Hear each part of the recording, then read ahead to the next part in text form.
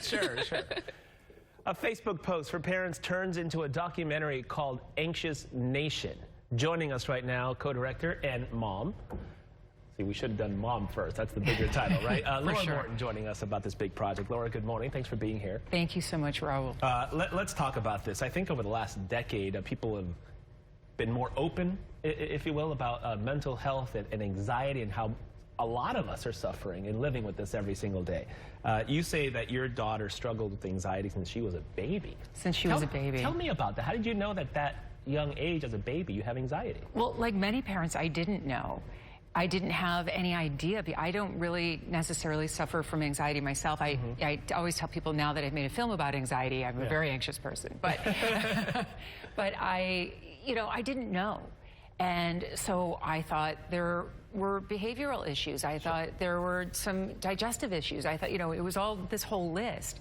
Because anxiety, has a way of showing up, and on average it takes parents 2 to 8 years to seek help for their children because they just don't know what they're dealing with.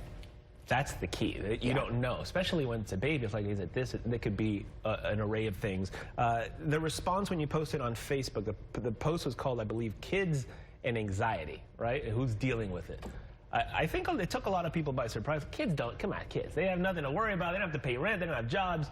But it's a real problem. It's a huge problem. And I put that post on Facebook 4 years ago, almost to the day, so in 2018. And when we started making the film, the question was, are we more anxious or are we just more aware of it? Sure.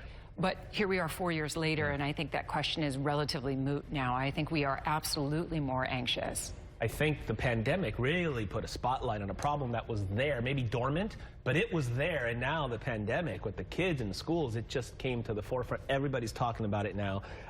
The biggest challenge, if you're a parent and your kid has this, what is it, the biggest challenge for you? I think that every parent will have a different challenge because anxiety shows up differently in everybody's homes and how it shows up in their children. But I think the biggest challenge for me as a parent is that anxiety is a shapeshifter. So it was showing up one way when my daughter was much younger, and then, something that made her anxious yesterday might not make her anxious today. But she finds something else. Exactly. Right. So it just became something for me that I learned to expect. And I think one of the other biggest issues that families have to deal with is that anxiety becomes like a cult leader in the home. It dictates everything. It's a very good point. And the fact that, once they figure something out and it doesn't give them anxiety anymore, it's like, well, what's the next thing? It's like there's always something in line waiting to offer this anxiety.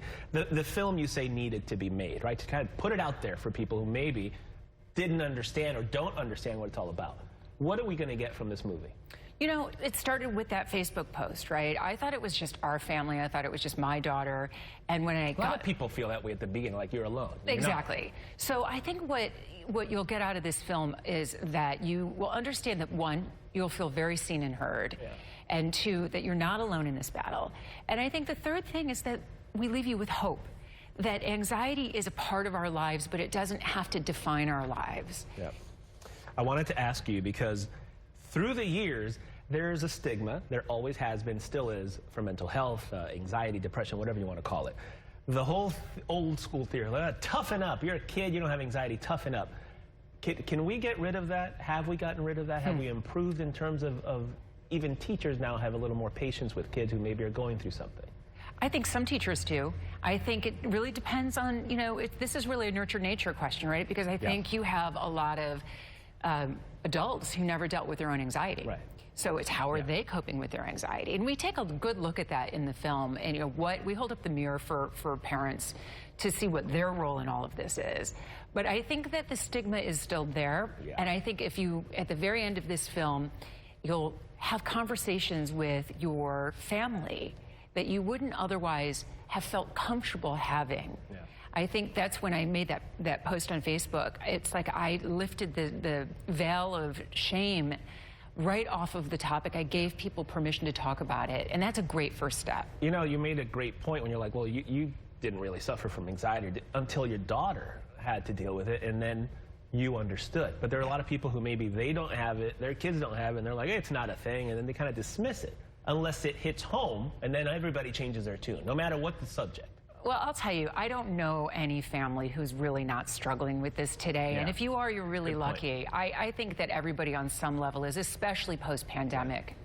Tickets still available. Tomorrow's screening is happening at Coronado at the film festival there. Special invite for military members? Yes, Yep. we're thrilled. In honor of Veterans Day, we would like to invite any member of the military that has served or is currently serving to be our guest at the film. And all they have to do is go on anxiousnation.com, register for tickets, and we'd love to have them as our guest. It's a great conversation. It's a great topic to learn. If you don't want to learn about different stuff, then, well, you know, come on.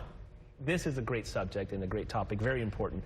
All the information is right there. Laura, thank you. Thank you for having us. How old is your daughter now, by the way? My daughter's 14. She's 4. How's she doing? Thank you for asking. Yeah? She's doing good. You know, it's a tough age. High school? Is it high school? She's in high school, Oof, yes. oof. And, you know, she was 11 when we started making the film. And there's a lot of really vulnerable material in the film. So I give her so much credit for being so courageous and putting it out there with the hope of just helping another kid. I was going to say, like, you start doing this when she's in middle school, and now she's in high school, like, Mom! Oh, yeah.